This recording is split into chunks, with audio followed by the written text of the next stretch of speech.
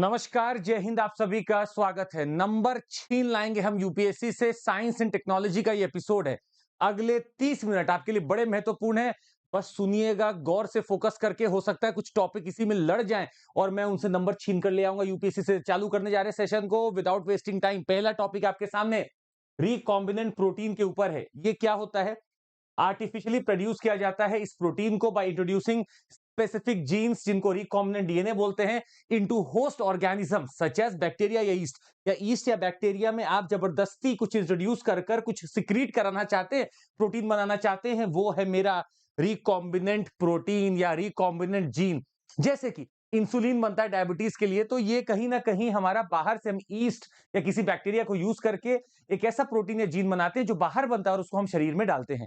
ये है recombinant protein, जिसका इस्तेमाल किया जाता है कैंसर के लिए भी, इसका इस्तेमाल किया जाता है सार्स कोविड 2 के लिए भी, बाकी और दवाइयों में भी इसका चल रहा है, अच्छा खासा इसका इस्तेमाल हो रहा है। अगला देखिएगा, अगला टॉपिक है मेरे पास मैगेलन मिशन। मैगेलन मिशन, आखिर ये क्या है मैगेलन मिशन? गौर सुनिएगा।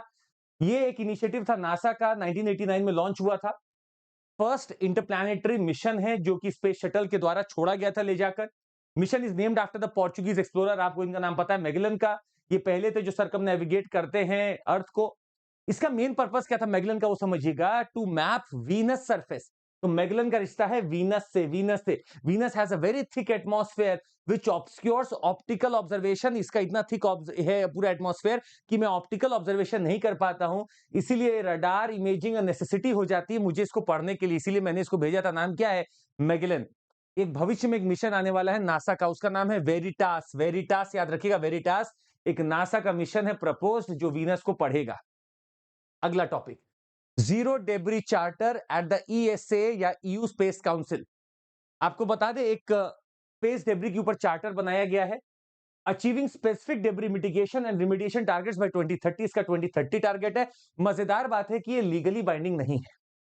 चार्टर का एम है एलिमिनेट कर देंगे creation of new space debris by 2030। 2030 तक हम न्यू स्पेस डेब्री नहीं बनाएंगे। ये यूरोपियन स्पेस एजेंसी का बस बात है, भारत के इससे कोई लेना देना नहीं है। अगला है जीरो डे वल्नरेबिलिटी। एक थीम बेस्ड क्वेश्चन है, टॉपिक बेस्ड है, एब्स्ट्रैक्ट क्वेश्चन आ सकता है। ये क्या है जीरो डे वल्नरेबिलिटी? ये एक सिस्टम का, एक सॉफ्टवेयर का लैकुना है, लूपहोल है, जो दिखाता है कि भाई जो इसका वेंडर है उसको पता ही नहीं कि क्या क्या इसमें दिक्कत आ सकती है।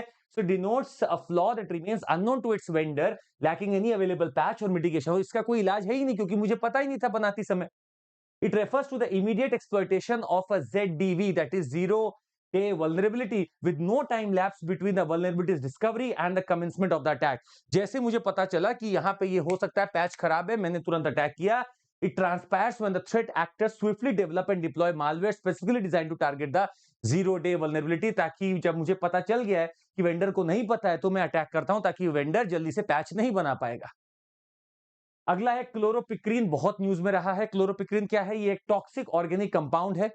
इसको बैन किया गया है ओपीसीडब्ल्यू के तहत, जो कि हेग बेस्ड ऑर्गेनाइजेशन है, organization for the prohibition of chemical weapons. ये कलरलेस है, येलो ऑयली भी कई बार लगता है, कई बार कलरलेस लगता है। केमिकल एक इरिटेंट है टीयर गैस की तरह, तो ये टीयर गैस जो लोग फेंकते हैं उसमें क्लोरोपिक्रीन भी होता है। स्ट्रॉन्ग इरिटेटिंग ओडर है and can enter the body through breathing, swallowing और स्किन कॉन्टैक्ट, और स्किन खराब कर सकता है। ओपीसीडब्ल्यू के बारे में थोड़ी चर्चा करना चाहेंगे। ये एक इंटरगवर्नमेंटल ऑर्गेनाइजेशन है जो कि इन फोर्स में आता है 1997 से। क्या विजन है इसका? World free of chemical weapons. इसका जो विजन क्या है या एम क्या है? Destroying all existing chemical weapons under international verification and monitoring mechanical industry to prevent chemical weapons from re-emerging, providing assistance and protection to states parties against the chemical threats and fostering international cooperation to strengthen implementation of। मतलब कहानी की बातें हैं। आपको यह बताना है कि क्या भारत इसका मेंबर है या नहीं है। नीचे कमेंट करके बताइए कि ओपीसीडब्ल्यू का भारत मेंबर है कि नहीं। और आपको यह भी बता दें, क्या ये यूएन की एजेंसी है? गौर से सुनिएगा, it is not a UN agency. I must show you, it is not a United Nation organisation. पर इन लोगों का एक रिलेशनशिप अग्रीमेंट साइन हुआ था 2001 में, जिसके तहत ये रिपोर्ट करता रहता है कि भाई देखिए ऐसा गलत चल रहा है। ये है मेरा ओपीसीडब्ल्यू। ये इंस्पेक्शन परफॉर्म कर सकता है सिग्नेटरी स्टेट्स के यहां कंप्लाइंग विद द कन्वेंशन हो रहा है कि नहीं हो रहा है, ये चेक कर सकता है। बड़ी बात है, हेग में इसका है और इसको नोबेल पीस प्राइज दिया गया था 2013 में। भारत मेंबर है कि नहीं, नीचे कमेंट करके बताइएगा। अगले पे चलते हैं। गोल्डीन, नया नाम लग रहा होगा। आपने ग्राफीन सुना होगा तो गोल्डीन भी आपके लिए बड़ा अच्छा नाम हो सकता है। गोल्डीन क्या है? A sheet of gold that is only 1 atom thick. मेरा ग्राफीन भी यही था, 1 कार्बन थिक का एटम, या एक शीट जो कि 1 कार्बन एटम थिक है। गोल्डीन एक 2 डायमेंशनल एलोट्रोप ऑफ गोल्ड है। ग्राफीन भी मेरा एलोट्रोप था कार्बन का, which means it consists of a single layer of gold atoms arranged in 2 dimensional structure। तो अरेंजमेंट किया जा रहा है 2 डायमेंशनल स्ट्रक्चर में लेयर ऑफ गोल्ड एटम्स का। ये सेमीकंडक्टर प्रॉपर्टी दिखाता है। अक्सर ऐसी चीजों में हमने देखा है कि सेमीकंडक्टर प्रॉपर्टी दिखाती ही दिखाती। तो अगर पेपर में आपके कहीं पे भी एक स्टेटमेंट लिखा है, इट शोज सेमीकंडक्टर कनेक्टिविटी, आप आंख बंद करके हाँ कराइए। मुझे रिस्क लेना है, मुझे नहीं पता, मैंने पढ़ा नहीं, तो मैं हाँ करके आ जाऊंगा। भाई सेमीकंडक्टर आज हर दूसरी चीज सेमीकंडक्टर बन जा रही। कैसे? आप जब उसको नैनो स्केल पर ले जाते हैं या उसका स्ट्रक्चर चेंज करते हैं, तो वो कहीं ना कहीं नैनो की तरीके से बिहेव करती है, सेमीकंडक्टर बन जाती है। When fabricated into single atom thick, ये सेमीकंडक्टर की तरह बिहेव करता है। Typically gold is known for its excellent conductivity. मैं गोल्ड को जानता हूं कनेक्टिविटी करता है, अच्छा सा कंडक्टिविटी है, पर जैसे ही मैं उसको ग्राफीन या फिर गोल्डीन में बनाता हूं, ये सेमीकंडक्टर बन जाता है। मतलब कभी कंडक्ट करेगा और एक कंडीशनल टेम्परेचर पे कंडक्ट करेगा और फिर नहीं करेगा। तो गोल्डीन एक बहुत अच्छी रिसर्च है। अब मान लीजिए सवाल आया कि गोल्डीन को कहां यूज करें, तो भाई जहां आप ग्राफीन को यूज करते थे वहीं गोल्डीन यूज कर लीजिए। मुझे कंडक्टिविटी तो चाहिए। तो अब जितने आपकी इलेक्ट्रिकल इलेक्ट्रॉनिक्स की चीजों में पूछा जाए, आप हाँ करके आ जाइएगा कि हो सकता है। हाँ, बस क्या है कि ग्राफीन मेरा बड़ा मजबूत है, स्ट्रॉन्ग माना जाता है। अब गोल्डीन उतना मजबूत नहीं होगा, गोल्ड बेचारा ऐसी मजबूत नहीं है, तो गोल्डीन उतना मजबूत नहीं होगा, पर graphene is going to be very powerful, याद रखिएगा। तो इलेक्ट्रॉनिक इंडस्ट्री में यूज कर लीजिए, कैटालिसिस के तौर पे यूज कर लीजिए, extension to other metals, special properties for advance applications, ये सब कहानी है। मतलब आपको बस याद रखना है कि क्या वाटर प्यूरिफायर में यूज हो सकता है। आप आंख बंद करिए ना, वाटर प्यूरिफायर में यूज करिए। आज नहीं होगा, 1 महीने बाद होगा, 1 साल बाद होगा, जब तक यूपीएससी का रिजल्ट आएगा तब तक यूज हो रहा होगा। आजकल देखिए यूपीएससी भी तभी क्वेश्चन में लिखने लगा है कि एज पर टुडेज टेक्नोलॉजी। अरे भाई, हो सकता है कहीं हुआ हो। तो याद रखिएगा, भले फिल्टर हो, भले इलेक्ट्रॉनिक हो, कोई भी ऐसी इंडस्ट्री, कैटालिसिस हो, वहां पे यूज हो सकता है गोल्डीन। अगला है, अच्छा एक न्यूज चल रही थी, पेप्टाइड, उसमें वर्ड आ रहा था पेप्टाइड। हम पेप्टाइड पे भी आते हैं, पर एक नाम हम आपको देते हैं। ये है क्लेब्सिला न्यूमोने।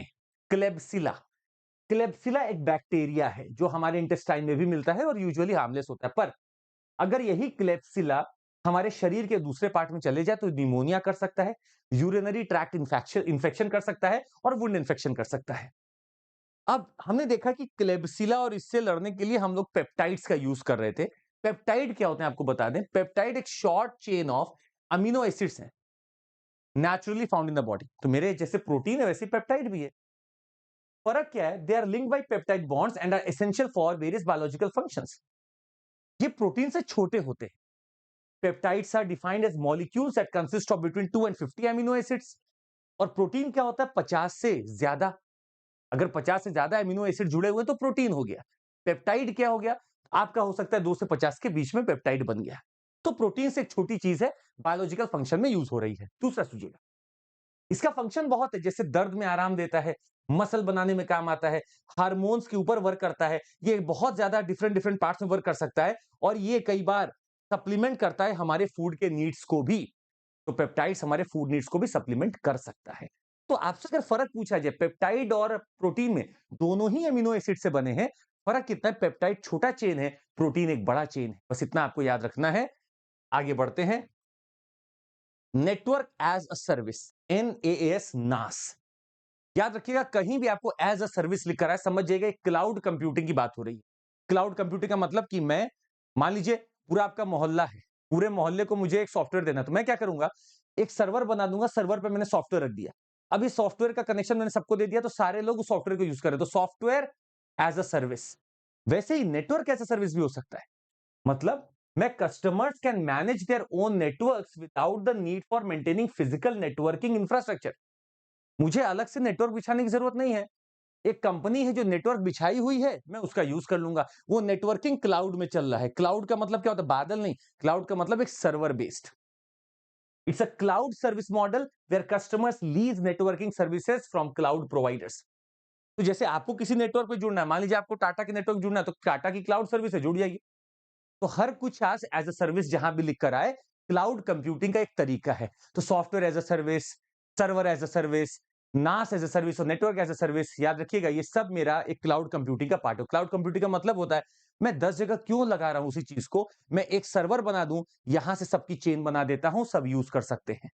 अगला देखते हैं, एक छोटा सा नाम आ रहा था bio hacking. What is this bio hacking, please understand. इसका मतलब हुआ आप ऑल्टर करते हैं अपने बायोलॉजी को often through self experimentation and technology. तो बायो हैकिंग क्या हो सकता है? Process of making changes to your lifestyle. Hack लेकर आ रहे हैं, बॉडी को हैक कर रहे हैं। What you eat, what you feel, how do you sleep, आप सब कुछ चेंज करने में लगे हुए हैं। But what bio hacking does not involve, it does not involve being a mad scientist and running crazy experiments. भैया 2 ही घंटा हम सो रहे हैं सर, हम हैकिंग कर रहे हैं। अरे बॉडी हैकिंग नहीं हो रहा, बॉडी खत्म हो जाएगा। तो याद रखिएगा, बॉडी हैकिंग का ये, बायो हैकिंग का ये मतलब नहीं है कि सर अब एग्जाम आ रहा है हम तो 2 ही घंटा सो रहे हैं। अरे खराब हो जाएगा पेपर उस दिन, 8 घंटा सो के जाइए। अब जितना समय बच रहा है 8 घंटा सोइए। तो याद रखिएगा, this is bio hacking, very important, but it does not involve कि आप क्रेजी एक्सपेरिमेंट्स करें बॉडी के साथ। हाँ, पर bio hacking is you take good food, healthy diet, exercise, warming up, बढ़िया सा प्राणायाम करना, ये सब बायो हैकिंग का पार्ट हो सकता है। अगला देखते हैं, डॉक्सिंग क्या है? डॉक्सिंग डॉक्सिंग डॉक्सिंग एक फॉर्म ऑफ ऑनलाइन हैरेसमेंट है, where someone's private details are publicly disclose. मेरा कोई डिटेल लेकर, प्राइवेट डिटेल लेकर ऑनलाइन हैरेस कर रहा है, डिस्क्लोज कर दिया publicly. This include sensitive data such as phone numbers, private emails, medical records, government ID numbers, live locations, insurance details and confidential employment information. Doxing also involves the release of private or semi-private content without the consent of the individual, which who do not intend for it to be shared publicly. मुझसे आप बिना पूछे मेरी information कहीं डाल लो public पे, ये आप गलत कर रहे हो। This is doxing. भारत में क्या कोई लॉ है? नहीं, हमारे पास कोई डॉक्सिंग को देखते हुए लॉ नहीं है। हाँ, पर हमारे पास आईटी एक्ट है, जिसके तहत हम बहुत लोगों को मना कर देते, कर्टेल कर देते कि तुम किसी और का प्राइवेसी भंग मत करो। अगला नाम आपको दिखाते हैं, PSLV orbital experimental module. Poem के बारे में तो आप बहुत सुने होंगे। पोयम क्या है? ये पीएसएलवी मतलब पोलर सैटेलाइट लॉन्च व्हीकल। ये एक प्लेटफॉर्म है जो कि, मान लीजिए मेरा पीएसएलवी लॉन्च हुआ तो 4 स्टेज हो गए, सॉलिड लिक्विड सॉलिड लिक्विड। तो जो मेरा लास्ट वाला स्टेज है, फाइनल स्टेज को मैं यूज कर रहा हूं एक प्लेटफॉर्म के तौर पे, वही मेरा पोयम है, पीएसएलवी ऑर्बिटल एक्सपेरिमेंटल मॉड्यूल। मतलब मेरा जो लास्ट स्टेज है पीएसएलवी का, जिसने सैटेलाइट को लॉन्च कर रखा है उसने, अब वो खुद गिर के बर्बाद नहीं होगा, वो वहीं घूमता रहेगा। उसके पास इतना ईंधन है और वहीं पे हम कुछ एक्सपेरिमेंट परफॉर्म कर लेंगे। ये विक्रम साराभाई स्पेस सेंटर द्वारा बनाया गया था। Use for the first time in the PSLV C-53 mission, June 2022। ISRO had POEM orbit the earth to perform in orbit science. तो हम इन ऑर्बिट कुछ एक्सपेरिमेंट करना चाहते थे, वही हमने किया है। आपको बता दें, इसरो का पीएसएलवी C-58 मिशन है, जिसने एक्सपोसैट को लेके गया। इसके बारे में आपको बताएंगे। यहां पे भी हमने पोयम 3 मॉड्यूल को बनाया है, जो हमसे 350 किलोमीटर धरती से दूर है। तो उसको भी हम यूज कर रहे हैं as POEM, that is PSLV orbital experimental module. तो कहीं भी पोयम देखिएगा, ये इसरो का है। क्या है? पीएसएलवी जो मेरा रॉकेट है, उसके आखिरी स्टेज को मैं एक्सपेरिमेंट के तौर के वहां प्लेटफॉर्म बनाकर घुमा रहा हूं, वो मेरा ऑर्बिट में घूम रहा है। शैलो फेक्स क्या है? डीप फेक तो आप सुनते ही हैं, आजकल लोगों की वॉइस, ऑडियो, वीडियो सब बन जा रहा है। तो इसमें एआई, न्यूरल नेटवर्क ये यूज हो रहा है। शैलो फेक क्या है? गरीबों का है, जो छोटे मोटे गरीब लोग हैं उनका है ये, टेक्नोलॉजिकली गरीब लोगों का है। क्या है shallow fake?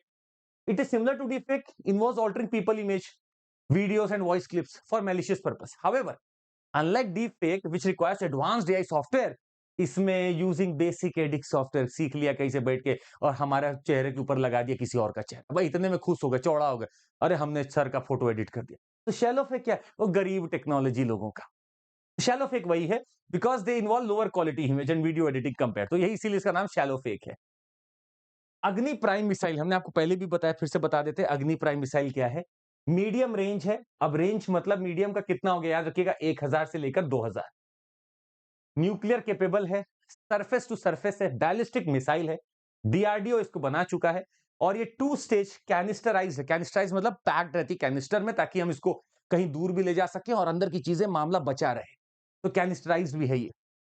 With dual redundant navigation and guidance system भी है इसमें। It is lighter than all the earlier अग्नि सीरीज ऑफ मिसाइल्स। तो सबसे लाइटर हमने अग्नि प्राइम को बनाया है, 1000 से 2000 का इसका रेंज है। Pushpak reusable landing vehicle, LEX-02 landing. आप नाम याद रखिएगा, पुष्पक। कहीं भी आपको पुष्पक दिखे, याद रखिएगा, मैंने एक ऐसा लॉन्च व्हीकल बनाया है जो ऊपर जा रहा है, सैटेलाइट को छोड़ रहा है, और ये लॉन्च व्हीकल जो अभी खराब नहीं होगा, ये वापस से नीचे स्प्लैश डाउन कर जाएगा। तो मैं इसको एक शटल के तौर पे बना रहा हूं। It is conceptualised as a space plane with a low lift to drag ratio requiring an approach at high glide angles that necessitates landing at high velocity। तो हाई ऐसे प्लेन की तरह लैंड कर जाएगा पानी के ऊपर। ये तो ये है मेरा पुष्पक, ये रिटर्न टू अर्थ करेगा फॉर फ्यूचर यूज, हम इसको बाद में यूज भी कर सकते हैं, फिर से रीयूजेबल है ये। तो रीयूजेबल लॉन्च व्हीकल है मेरा पुष्पक।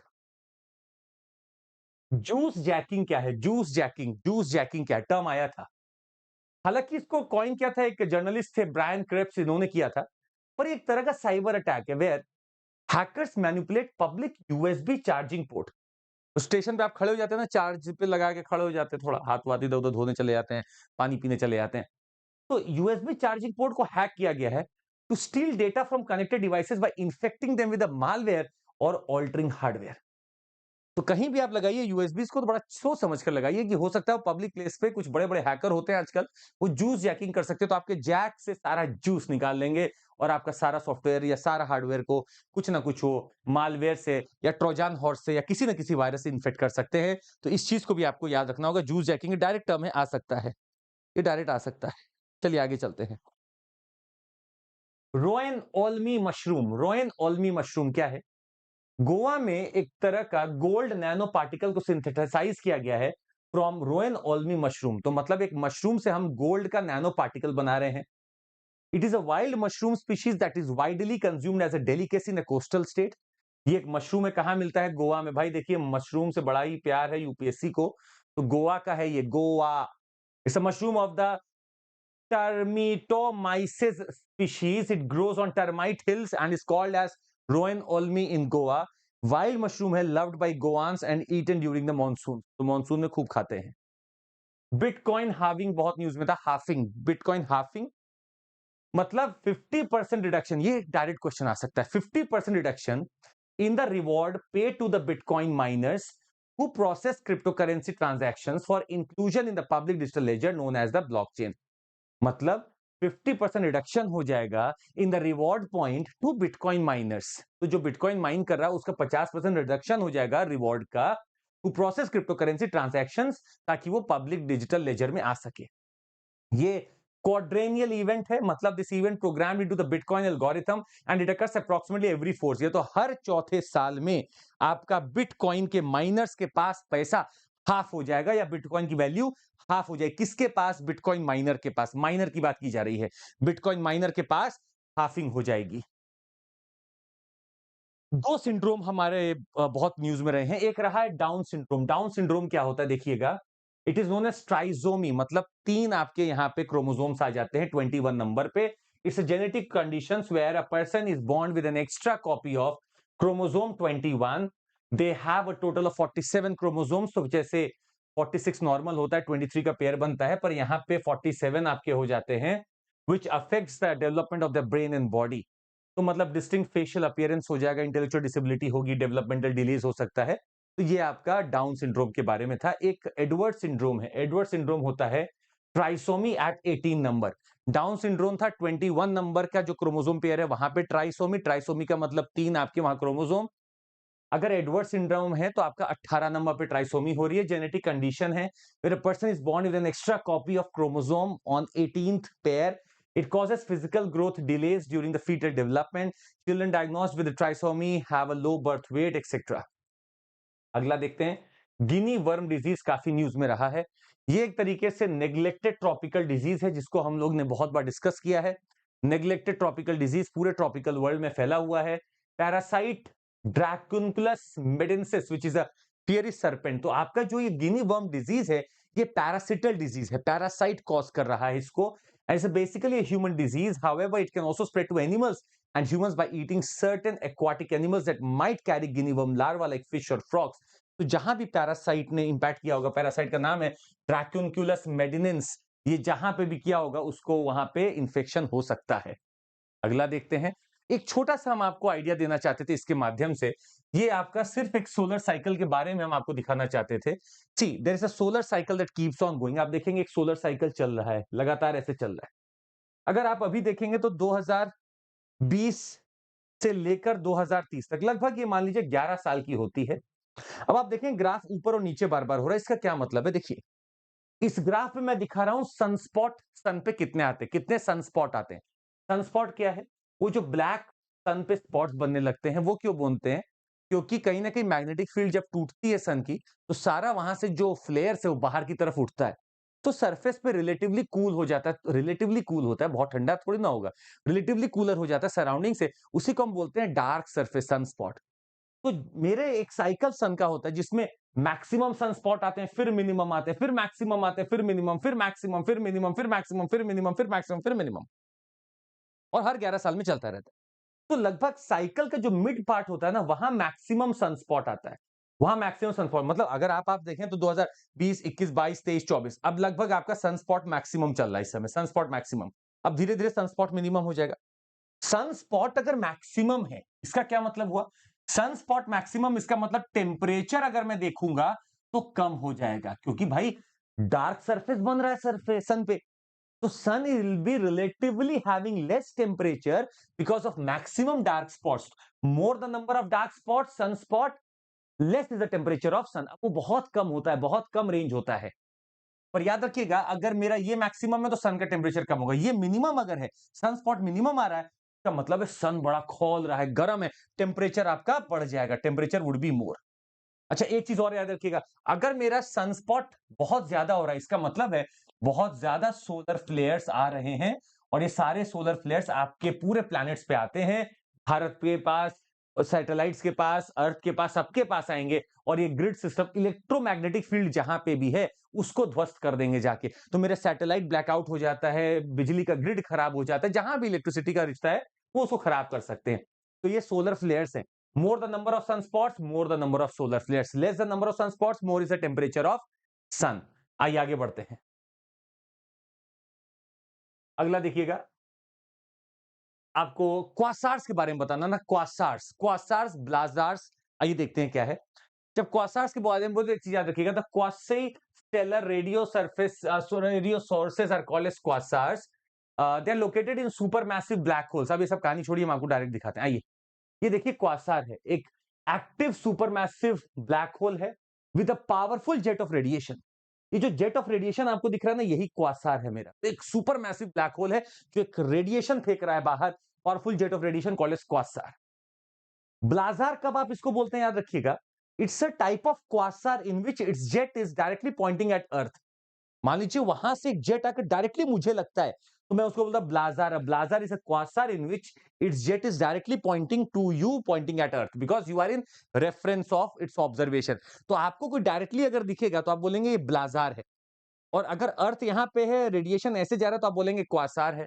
तो पल्सार क्या होता है? पल्सार मेरा न्यूट्रॉन स्टार है। न्यूट्रॉन स्टार मेरा इतना तेजी से घूमता है कि पल्स ऑफ रेडियो वेव्स मेरा इसके पोल पर निकलती है, यही मेरे पल्सार्स हैं।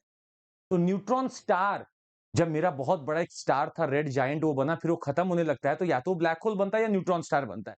न्यूट्रॉन स्टार इतनी तेजी से घूमता है कि इसके पोल पर बड़ी तेजी से रेडिएशन निकलता है, रेडियो वेव्स निकलती हैं, वही मेरी है पल्सार्स, ये पल्सार्स हैं। और ये मेरा हो गया क्वासार, ये हो गया ब्लाजार। तो इन दोनों में बहुत फर्क नहीं होता, बस फर्क क्या होता है टर्म ऑफ रेफरेंस का। अगर ये अर्थ की तरफ आ रही है तो हम बोलते हैं ब्लाजार, अगर ये अर्थ से दूर कहीं जा रही है तो हम बोलते हैं क्वासार। अगला देखिएगा, रोडामाइन बी, ये कैंसर कॉजिंग केमिकल है। रोडामाइन बी बहुत न्यूज में रहा है। इसको यूज किया जाता है डाइंग के लिए in various industries including textile पे। वो जो खाते ना एक क्या बोलते हैं वो, अब नाम याद नहीं आ रहा, स्टिक में लगा रहता है, जो बच्चे हम लोग बहुत बचपन में खाए हैं। पता नहीं, नाम याद नहीं आ रहा अब तो आपके लिए, पर देखिएगा उसको। तो लेदर पेंट्स इन सब में यूज होता है। कलरिंग एजेंट है producing red and pink huge. Regular consumption of this food containing rhodamine can cause cerebellum tissue damage and can cause your maybe cancer here. तो फूड सेफ्टी स्टैंडर्ड एक्ट जो है हमारा 2006 का, preparation, packaging, importing, selling and serving food items with rhodamine be in wedding ceremonies and other public events is a punishable offence. आप यहां पे ऐसा नहीं कर सकते। आप मॉल में खड़े होकर सब रोडामाइन बी यूज करके, बुढ़ी का बाल, बुढ़ा का बाल बोलते हैं उसको, शायद हम लोग बचपन में बोलते थे, वही है ये। तो रोडामाइन बी हमारे यहाँ बैन है, पर फिर भी यूज हो रहा है। अच्छा, open radio access network, ORAN, open radio access network क्या है? It's not a technology but rather a continuous evolution in mobile network architecture, ताकि हम इनेबल कर सकें service providers to integrate non proprietary sub component source from diverse vendors. सुनिएगा फिर से, it features an open multi vendor architecture for deploying mobile networks contrasting with the single vendor proprietary architecture. आज आपके पास जब architecture लगता है mobile connectivity के लिए, तो ऐसा थोड़ी ना कि आपको बस जियो ही मिल रहा है, एयरटेल भाई आपके पास जितना बैंडविड्थ है आर्किटेक्चर नेटवर्क का बन रहा है उसमें आपको एयरटेल भी चल रहा है, जियो भी चल रहा है, आइडिया भी चल रहा है, सभी चल रहा है। तो याद रखिएगा ये एक मल्टी वेंडर ओपन आर्किटेक्चर है, deploying mobile networks contrasting with a single vendor proprietary architecture. बहुत क्रूशियल है मोबाइल नेटवर्क के लिए, that connect individual devices to different parts of the network using cellular radio connections। अब कई बार आप जाएंगे, मान लीजिए आप किसी ऐसी एरिया में जाएं तो जहां पे एयरटेल नहीं आ रहा होगा, पर फिर भी जियो का नेटवर्क यूज करके एयरटेल को दिया जा सकता है। तो ये है ओपन रेडियो एक्सेस नेटवर्क। नीचे कमेंट करके बताइएगा, हमने आपको एक बताया स्पेस ऑप्टिकल फाइबर नेटवर्क भी बताया या स्पेस ओपन नेटवर्क भी बताया। स्पेस नेटवर्क क्या है मेरा, स्पेस ओपन नेटवर्क, नीचे कमेंट करके बताइएगा। अगला एमेक्जीन्स। एमेक्जीन्स क्या है? These are emerging class of 2D ceramic nano material है। 2D सिरामिक नैनो मटेरियल है। ये 2011 में पहली बार ढूंढा गया था। Uniquely combined metallic conductivity, hydrophilic services, hydrophilic surfaces, excellent mechanical properties, तो बहुत अच्छा है। Unique combination is not found in other 2D। इसका जो यूनिक कॉम्बिनेशन वो कहीं और नहीं मिलता है। जैसे ग्राफीन लैक करता है सरफेस फंक्शनलाइजेशन, इसके सरफेस पे भी काम हो सकता है। While other ceramic 2D materials have poor electrical conductivity. तो इसका अच्छा मिला में कंडक्टिविटी भी है, हाइड्रोफिलिक सरफेस भी है, एक्सीलेंट मैकेनिकल प्रॉपर्टीज भी है। तो ये सब इसका मिल रहा है एमेक्जीन्स का। ये एक 2 डायमेंशनल सिरामिक नैनो मटेरियल है जिसको यूज किया जा सकता है। तो हाइड्रोफिलिक या हाइड्रोफोबिक दो चीज होती है। हाइड्रोफोबिक मतलब डर है, दूर भागेगा। हाइड्रोफिलिक मतलब पकड़ लेगा। तो जहां पानी मिलाएंगे हो सकता है पेंट वेंट बनाने काम आ जाए या कुछ और बनाने काम आ जाए, बिल्डिंग पे लगाने काम आ जाए। तो एमेक्जीन्स आपकी 2 डायमेंशनल सिरामिक नैनो मटेरियल है जो बनाई जा रही है। एर्गोस्फेयर क्या है? एर्गोस्फेयर आइए देख लेते हैं। Comes from the Greek word ergon, that means work. It has got its name because it is possible to get energy and even mass from this space। मतलब इस स्पेस से मास और एनर्जी दोनों मिल सकती है। It is the region in between the event horizon and the stationary limit। सुनिएगा गौर से, मेरा एक बहुत बड़ा इवेंट हराइजन होता है, ब्लैक होल के आसपास एक सरफेस है। अगर इस बाउंड्री को आपने पार कर लिया तो ब्लैक होल से कुछ नहीं निकल सकता, लाइट भी नहीं निकल सकती। पर इस पूरे सरफेस को जो सराउंड कर रहा है, अगर आप इसके पास तक हैं तो चमक रहा होता है, उसको इवेंट हराइजन बोलते हैं। वहां से कुछ जेट्स बाहर निकल सकते हैं, इसके अंदर जाते ही आप नहीं निकल सकते। तो इवेंट हराइजन एक स्फीयर है around the singularity of a black hole. When anything enters this sphere it can not escape it. और स्टेशनरी लिमिट क्या है? It's a surface around the outside of a rotating black hole. तो rotating black hole के आसपास जो surface है, और ये सरफेस ये ब्लैक होल है, ये सरफेस ये ब्लैक होल है, तो बीच में जो इवेंट हराइजन है, यहाँ पे इस सरफेस और इवेंट हराइजन के बीच में कुछ ऐसा है जो मास दे रहा है, जो आपको एनर्जी दे रहा है, उसी का नाम हमने रख दिया एर्गोस्फेयर। तो ergosphere is shaped like an oblate spheroid or pumpkin. तो पंपकिन की तरह है ये, एक ऑब्लेट स्फीयर की तरह है, ऑब्लेट स्फीयर की तरह ऐसे नीचे की तरफ जा रहा है, पंपकिन की तरह है। तो पंपकिन ऐसा या ऐसा पकड़ के मान लीजिए पंपकिन की तरह है, and it is giving you mass and energy. तो दैट इज एर्गोस्फेयर। तो एर्गोस्फेयर याद रखिएगा, इवेंट हराइजन ब्लैक होल, और ब्लैक होल का जो आसपास का सरफेस है जो सराउंड कर रहा है उसको, उसके पास का पूरा जो है वो एक ऐसी चीज है जो मास और एनर्जी दे सकती है किसी भी चीज को। तो this is ergosphere. Ergosphere. GRAPES 3 experiment क्या है? ग्रेप्स 3 डिजाइन किया गया था to study cosmic rays. It employs an array of air shower detectors and a large area muon detector. Muon के बारे में पढ़िएगा, बड़ा इंपॉर्टेंट क्वेश्चन आ रहा है इस बार। Collaboration of Tata institute of fundamental research, Mumbai, India and Osaka city university है। ऊटी में इसको बनाया गया है ग्रेप्स 3 को, जो कि क्या gamma ray astronomy PEV energies phase 3 है। म्यूऑन्स क्या सुन लीजिएगा, दीज पार्टिकल्स रिजेंबल इलेक्ट्रॉन्स। ये एक सब एटॉमिक पार्टिकल है, सब एटॉमिक पार्टिकल है that are resembling electrons but are 207 times massive. भारी हैं ये इलेक्ट्रॉन से, therefore they are also called as fat electrons। they are so heavy they can travel through hundreds of meters of rock also। ये बहुत बड़े बड़े पहाड़ों को भेद सकते हैं, पर ऐसा हमारा इलेक्ट्रॉन नहीं कर पाता है। पर आपको हम बता दें कि muons are highly unstable and exist for just 2.2 microseconds. बड़ा ही कम स्टेबिलिटी है, बहुत देर कम देर के लिए रुकते हैं। हैवी श्योर क्या है? इंडिया का पहला indigenously developed hepatitis A vaccine. तो आप देखिएगा हैवी श्योर में हेपेटाइटिस बी का एक सॉरी हेपेटाइटिस ए का वैक्सीन है, हेपेटाइटिस ए का वैक्सीन है, हेपेटाइटिस ए का वैक्सीन है। नीचे कमेंट करके एक चीज बड़ा इंपॉर्टेंट बताना है, क्या मेरे पास हेपेटाइटिस बी हेपेटाइटिस सी का वैक्सीन है या नहीं है? आपको नीचे कमेंट करके बताना है, जल्दी बताइएगा, बड़ा इंपॉर्टेंट क्वेश्चन है ये। मेरे पास हेपेटाइटिस ए का वैक्सीन आ चुका है, ये 2 डोज वैक्सीन है। First given to dose about 12 months of age and the second dose age 6 months later. तो मेरा हेपेटाइटिस ए जो है वायरल इंफेक्शन है, जो मेरे इन्फ्लेमेशन लिवर को खराब करता है, transmitted through the consumption of contaminated food और वाटर और through close contact with an infected person. ये है मेरा हैवी श्योर।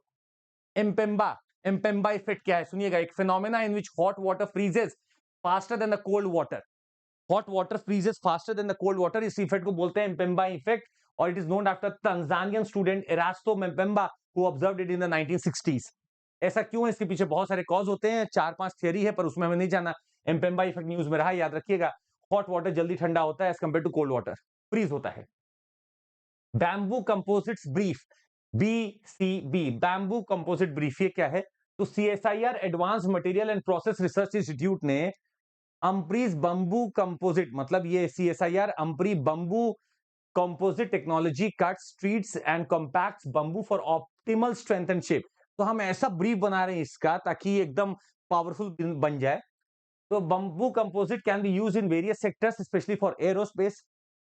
एरोस्पेस में बंबू यूज करेंगे, सोचिएगा बड़ा इंपॉर्टेंट क्वेश्चन बन सकता है ये। It is has the potential to yield future products akin to wood, but with a harvest cycle 10 times faster। भाई बंबू बहुत तेजी से लगता है, बहुत जल्दी होता भी है। The technology has the potential to attract micro, small and medium enterprises। सब कहानी की बात है, पर सुनिएगा, मैं बंबू को ऑप्टिमल स्ट्रेंथ और शेप देना चाहता हूं। तो कल कोई रियल एस्टेट सेक्टर में हो, एरोस्पेस में हो, गाड़ियों में हो, बहुत जगह बंबू का यूज हो सकता है। कैसा? बंबू कंपोजिट्स ब्रीफ का। ये डायरेक्ट एप्लीकेशन बेस्ड क्वेश्चन है, कहां का बंबू कंपोजिट आप यूज कर सकते हो? बोलेगा बिल्डिंग में कर सकते हो, एरोस्पेस में लोग डर जाते हैं कि एरोस्पेस में कैसे होगा, अरे वहां पे भी होगा, आंख बंद करके हाँ करिएगा। क्वांटम गेट क्या है? बड़ा इंपॉर्टेंट। क्वांटम गेट एक फंडामेंटल कंपोनेंट है क्वांटम कंप्यूटिंग का, दैट मैनिपुलेट क्वांटम बिट्स और क्यूबिट्स। अब बिट मतलब आपका हो गया बाइनरी डिजिट, और क्यूबिट बोले तो क्वांटम का bit. These gates perform operations on qubits, तो क्यूबिट पर जो क्वांटम बिट्स है उसके ऊपर ऑपरेशन परफॉर्म करता है, allowing the creation of quantum circuits that execute complex calculation. Complex calculation को एग्जीक्यूट करने के लिए काम करता है। अनलाइक क्लासिकल बिट जो कि 0 और 1 देखता है, क्यूबिट्स आपका सुपर पोजिशन में एग्जिस्ट करते हैं, 0 1 में एक साथ ही एग्जिस्ट कर सकते हैं। Quantum gates enable the implementation of quantum algorithm by performing operations such as the application of quantum logic gates like Hadamard gates, C0 controlled NOT gates and others। अब ये कहानी थोड़ी मुश्किल है, याद रखिएगा, जो ऑपरेशन परफॉर्म हो रहा है क्यूबिट पर वो क्वांटम गेट के द्वारा ही हो रहा है, बस आप इतना याद रखिए। कोल्ड डार्क मैटर क्या है? कोल्ड डार्क मैटर आपको बता दें, हमारे यूनिवर्स में दो तरीके के मैटर हैं, एक है बैरियोनिक, एक है डार्क मैटर। बैरियोनिक मैटर का मतलब है प्रोटॉन न्यूट्रॉन, जिसको आप देख पा रहे हैं, मेजर कर पा रहे हैं, पर एक ऐसा मैटर है डार्क मैटर जिसको मैं आज तक देख नहीं पा रहा हूं, मैं समझ नहीं पा रहा हूं, क्योंकि ये ग्रेविटी से इंपैक्ट नहीं करता है। तो ये एक बहुत इंपॉर्टेंट बात है, जो आपका dark matter does not reflect और एमिट लाइट, ये ना एमिट छोड़ रहा है ना कुछ छोड़ रहा है, तो ये हमारे लिए बहुत परेशानी वाली बात है। इसके लिए दो चीज बताएंगे आपको। Dark matter can actually be slotted into 3 general groups. एक होता है हॉट डार्क मैटर, एक है वार्म डार्क मैटर, एक है cold dark matter. Of the three, cold dark matter has long been the leading candidate for what this missing mass in the universe is। भाई पता चलता है हमारा गैलेक्सी जिस स्पिन से घूम रहा है, उस स्पिन जितना मास होना चाहिए, पर नहीं मिल रहा है। तो यही लोग सोच रहे हैं कि ऐसा कैसे पॉसिबल है, कुछ तो इनविजिबल मास होगा, आखिर वो कहां से आ रहा है? वो डार्क मैटर से आ रहा है। तो कोल्ड डार्क मैटर एक बहुत बड़ा contender, it's a kind of dark matter that if it exist move slowly compare to the speed of the light. It is believed to have been existed since the universe began, influencing the growth of galaxies। Scientists think it's likely an exotic particle that has not been detected yet। तो अब इसको हम ढूंढे नहीं है। एक news में बहुत इंपॉर्टेंट नाम चला था, विम्प, the widely used weakly interacting massive particles. The widely used विम्प, वीकली इंटरैक्टिंग मैसिव पार्टिकल्स, पहले वाले हमने सेशन में किया, एक बार जरूर देखिएगा, विम्प को ये क्वेश्चन आ सकता है।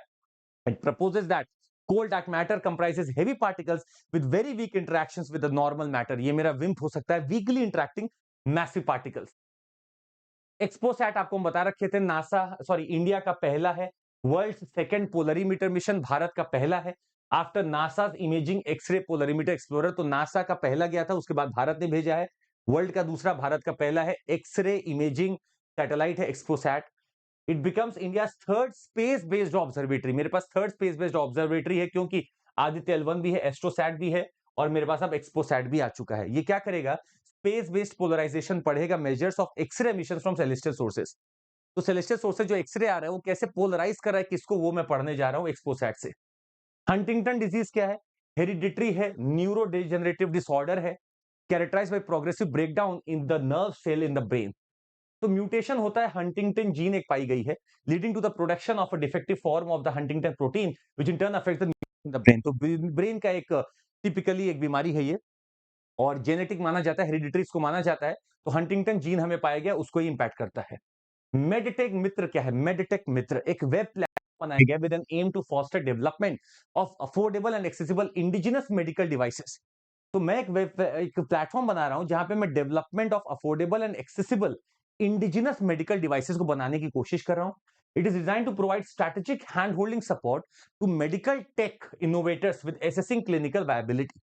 कौन कर रहा है? It will be coordinated by the Indian Council of Medical Research and Central Drug Standard Control Organisation under the guidance of NITI Aayog Atal Innovation Mission. तो मेडटेक नाम से लग रहा है, जैसे एडटेक है वैसे ही मेडटेक है। तो मेडिकल टेक्नोलॉजी में रेवोल्यूशन के लिए पोर्टल है। ड्रेस सिंड्रोम क्या है? It stands for drug rash with eosinophilia and systematic symptoms. एक सीवियर, तो ड्रेस का भी है तो याद रखिएगा, drug rash with eosinophilia and systematic symptoms है। Idiosyncratic reaction to a drug such as abacavir, allopurinol and lamotrigine. Idiosyncratic drug reaction is used for unpredictable reactions that occur in only a small percentage of patients receiving the drug. तो कई बार ऐसा कुछ आता है जैसे skin rash हो गया, लिम्फेडोनोपैथी हो गया, स्वेलिंग ऑफ लिम्फ नोड्स हो गया, स्नोफीलिया हो गया, एक्सेट्रा हो गया। तो ये से हमें पता चलता है ड्रेस सिंड्रोम में। तो कुछ दवाइयां आजकल चल रही हैं which can cause dress syndrome, जैसे मेफ्टाल एक दवाई आती है, बच्चे उसको काफी पीते हैं, मेफ्टाल और मेफ्टाल प्लस बुखार के लिए आती है। तो कहा जाता है ये आपका ड्रेस सिंड्रोम कॉज कर सकती है कि आप ले तो रहे हो और इसका रिएक्शन बहुत हो सकता है। JT60SA क्या है? JT60SA world's largest and most advanced nuclear fusion reactor है, started its official operations in Japan. तो JT60SA world's largest and most advanced nuclear fusion reactor है, फ्यूजन रिएक्टर है। याद रखिएगा, फ्यूजन नहीं है, फ्यूजन मतलब फ्यूज करना है। It's a joint initiative between the European union and Japan. क्या करने के लिए? हम क्या लिमिटलेस पावर सोर्स बना सकते हैं, न्यूक्लियर एनर्जी बना सकते हैं फ्यूजन करके, इसके ऊपर है। आइए आपको कैसगिवी पहले भी बताया हुआ है, क्रिस्पर कैस9 पर बेस्ड है। ये क्रिस्पर कैस9 पे बेस्ड एक टेक्नोलॉजी, उसका नाम है Casgevy. Gene edited therapy development for the treatment of sickle cell disease और थैलेसीमिया के लिए एक अप्रूव्ड है थेरेपी जिसका नाम है Casgevy. It's a one time treatment. It involves removing stem cells out of the bone marrow from a patient's blood using a process called apheresis that filters out the blood for different components. CRISPR gene editing technology को use करते हैं ताकि हम वहां पे उसको gene को edit कर सके। एडिटेड सेल्स को वापस हम इन्फ्यूज कर देते हैं शरीर में ताकि मेरा हीमोग्लोबिन सही हो सके। तो ये दोनों थैलेसीमिया और सिकल सेल डिजीज देखेंगे तो हीमोग्लोबिन के ऊपर है, शेप के ऊपर है या हीमोग्लोबिन का कम बनने के ऊपर है। इसी को मैं जीन एडिटिंग करके बदल दे रहा हूं और इस टेक्नोलॉजी का नाम है केसगिवी। ये किस टेक्नोलॉजी को यूज कर रहा है? क्रिस्पर कैस9। तो क्रिस्पर कैस9 में क्या होता है कि मैं एक पढ़ता हूं पूरे अपने जीनोम को, जहां मुझे लगता है यहाँ पे जेनेटिक गलत है उसको काट देता हूं। कैस9 मेरा सीजर है, एक प्रोटीन है, एक एंजाइम है जो कि जाके काट देता है और मैं नया अपना जीन वहां पे डाल देता हूं। A gene called BCL11A, which is crucial for switching from fetal to adult hemoglobin, is targeted by the therapy. तो मैं इसको टारगेट कर रहा हूं BCL11A को। तो fetal hemoglobin, which is naturally present in everyone at birth, does not carry the same abnormalities as the adult hemoglobin. तो मैं वहां बर्थ से निकाल कर ला रहा हूं और इसमें डाल दे रहा हूं। Therapy uses the body's own mechanism to start producing more of this fetal hemoglobin. तो मैं चाह रहा हूं मेरे अंदर fetal hemoglobin बन जाए, क्योंकि fetal hemoglobin में ऐसा एबनॉर्मलिटी नहीं पाया जाता कि सिकल सेल बन जाए या हीमोग्लोबिन कम बने। इसीलिए उसको हटाने के लिए मैं फीटल हीमोग्लोबिन में उसको कन्वर्ट कर रहा हूं। इक्सचिक क्या है? इक्सचिक क्या है? मॉस्किटो बॉर्न वायरल डिजीज है। नाम बस देख लीजिएगा, इक्सचिक क्या है? मॉस्किटो बॉर्न वायरल डिजीज है। Chikungunya virus, an RNA virus in the alpha virus genus of the family, most commonly Aedes aegypti से बनता है। World's first vaccine for chikungunya, ये आपका इक्सचिक है। मतलब सॉरी, ये क्या है? इक्सचिक आपका मॉस्किटो बॉर्न वायरल डिजीज जो मेरा चिकनगुनिया है। सॉरी सॉरी आई हमने आपको ये बताया। इक्सचिक आपका एक बहुत इंपॉर्टेंट है, ये world's first vaccine for chikungunya. तो ये डिजीज नहीं है, ये वैक्सीन है। Sorry, in that flow I said this. एक बार फिर से सुन लीजिएगा, इक्सचिक क्या है? ये पहली वर्ल्ड्स फर्स्ट वैक्सीन है चिकनगुनिया की, जो कि क्या है? मॉस्किटो बॉर्न वायरल डिजीज है, एडिस एजिप्टी मॉस्किटो से होता है। तो याद रखिएगा, ये इक्सचिक वैक्सीन है, इक्सचिक वैक्सीन है, इट इज वैक्सीन। ये डिजीज नहीं है, ये वैक्सीन है। प्लीज इसको फिर से देख लीजिएगा एक बार। इन्वायरमेंटल डीएनए क्या होता है? refers to genetic material that organisms shed into their environment. It can be found in various environmental sources as soil, water, oil, air, जहां पे भी सब जगह मिलता रहता है। Derived from shed skin cells, mucus, urine, fecal, जो भी हमारा पार्ट ऑर्गेनिक का उसमें से मिलता है। ये इतना पावरफुल है जो बताता है कि यहाँ पे कैसी बायोडाइवर्सिटी हो सकती है, इसीलिए इसको कलेक्ट करने की बात चल रही है। लैकॉन्स एक डेडिकेटेड लैबोरेटरी है CSIR का, जो 1998 में बना, और ये आपका पड़ता रहता है कंजर्वेशन प्रिजर्वेशन करने के लिए वाइल्ड लाइफ और इसके रिसोर्सेस को। वुलबाचिया बहुत इंपॉर्टेंट है, पहले भी आ चुका है। तो वुलबाचिया मेथड में हम एडिस एजिप्टी मॉस्किटो को इंट्रोड्यूस करते हैं with a bacterium in the lab. तो हम एक उसमें बैक्टीरिया डाल देते हैं। ये बैक्टीरिया इसमें गया, now the Wolbachia infected mosquito breed with their wild counterpart which results in a growing percentage of the bacterium in those mosquitoes also. This make it harder for a virus to reproduce inside the mosquitoes. Mosquito के अंदर जो ये लोग career बनते हैं किसी virus का, अब वो वुलबाचिया मेथड से वो वायरस उसमें प्रोड्यूस नहीं हो पाता है। तो एडिस एजिप्टी मॉस्किटो या कोई भी फीमेल एनोफिलिस मॉस्किटो जब किसी को काटेगी तो उसके अंदर वो वायरस नहीं होगा। ये कहानी है एडिस वुलबाचिया मेथड की। प्रोजेक्ट कुशा क्या है? Kush, it is India's very own long range air defence system. Kusha या Kush indigenous air defence system है, design to detect and destroy wide air of threats including stealth fighters, aircraft, सब है। DRDO ने इसको बनाया है। ये 3 लेयर डिफेंस सिस्टम है, 3 लेयर डिफेंस सिस्टम है Kush system. Carbon nano florets क्या है? कार्बन नैनो फ्लोरेट्स क्या है? एक unique nano structure composed of carbon atom है, arranged in a distinctive floret like morphology. They have a high surface and various potential application fields. अब देखिए carbon nano florets लिखा ना, तो इलेक्ट्रॉनिक हो, फिल्टर हो, कहीं पे भी हो, ये 90% तक पोल्यूटेंट हटा सकते हैं, एब्जॉर्ब कर सकते हैं लाइट को। They can generate heat sustainably. ये कोटिंग मदद कर सकती है हाउसिंग और स्टरलाइज करने को, हॉस्पिटल्स को। Single square metre of carbon nanofloret coating has the remarkable capacity to vaporise 5 litres of water per hour. तो मतलब ये कोटिंग से लेकर हर जगह यूज हो सकता है फ्लोरेट्स। तो कार्बन कहीं भी आपको दिखे आप सीधे पहुंच जाएगा भाई, बड़ा इंपॉर्टेंट चीज है। भले इलेक्ट्रॉनिक्स हो, नैनो टेक्नोलॉजी, कहीं भी उसका यूज होगा। तो कार्बन नैनो फ्लोरेट्स ये कैसे बना है? नैनो स्ट्रक्चर है composed of carbon atoms arranged in a distinctive floret like morphology. तो जो फ्लोरेट वर्ड आ रहा है ना, वो उसका मॉर्फोलॉजी दिखा रहा है। घोस्ट पार्टिकल क्या है? अब देखिए ये आपको नॉर्मली पता है, ये न्यूट्रिनोज हैं। घोस्ट पार्टिकल मेरे न्यूट्रिनोज हैं। चाइना एक बना रहा है world's largest telescope called Trident below the South China Sea. The job of the telescope is to detect the ghost particles neutrinos, जो मेरे न्यूट्रिनोज हैं। न्यूट्रिनोज याद रखिएगा, do not carry an electric charge. पर म्यून्स में negative charge होता है, neutrino में कोई चार्ज नहीं होता है। They are not affected by electromagnetic forces, this allows them to pass through matter. पर इनको बता दे, they have a mass much smaller than other fundamental particles like electrons और quarks। इसके में मास तो होता है पर इसका चार्ज नहीं होता है। गैलेक्टिक टाइड्स क्या है? They are gravitational phenomena that occurs within galaxies including our Milky Way. They are similar to Earth's ocean tides but on a much larger scale. तो बड़ा बड़ा टाइड उठता है, स्पेस टाइम को चेंज कर देता है। They are caused by gravitational forces within a galaxy arising in the interactions between celestial objects like star and gas clouds. They can reshape a galaxy, they can disrupt the orbits of star, and they can even have their say in which galaxies are to be formed and in which way they are to move and in which way they are to interact. तो triads उठ रही हैं पूरे आपके ग्रेविटल की, triads उठ रही हैं, गैलेक्टिक टाइड्स उठ रही हैं पूरे मेरे गैलेक्सीज में। अकीरा रैंसमवेयर नाम से लग रहा है, अकीरा आपका एक रैंसमवेयर है, बहुत न्यूज में रहा है।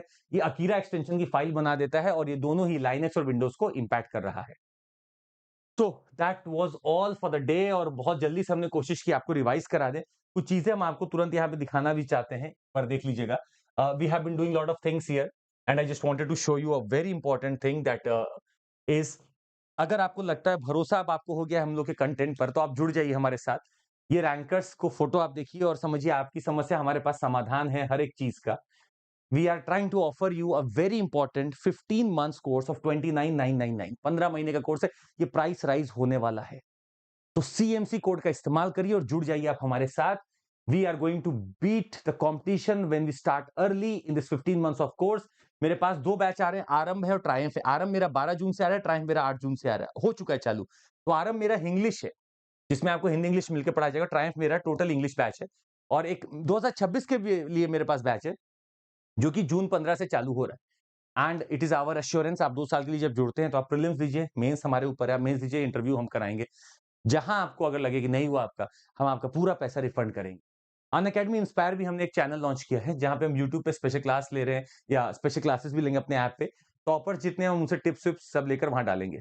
और ये 12 जून को एक मॉक टेस्ट हो रहा है ना, ये सीसैट है, बस एक बार बैठ के दे लीजिएगा जरूर से। ऑप्शनल्स आर लॉन्च, जिनको ज्योग्राफी ऑप्शनल के बारे में जानना है एक बार हमसे जरूर संपर्क कर लें। ज्योग्राफी ऑप्शनल नंबर पाना है तो जरूर संपर्क कर लें, एक बार देखा जाएगा आगे का। तो that would be all from my side, thank you so much, take care, जय हिंद। उम्मीद है आपको पसंद आएगा, अगर आया होगा तो लाइक सब्सक्राइब और शेयर जरूर करिएगा ताकि हम अगला सेशन जरूर आपके लिए लाएं। जय हिंद।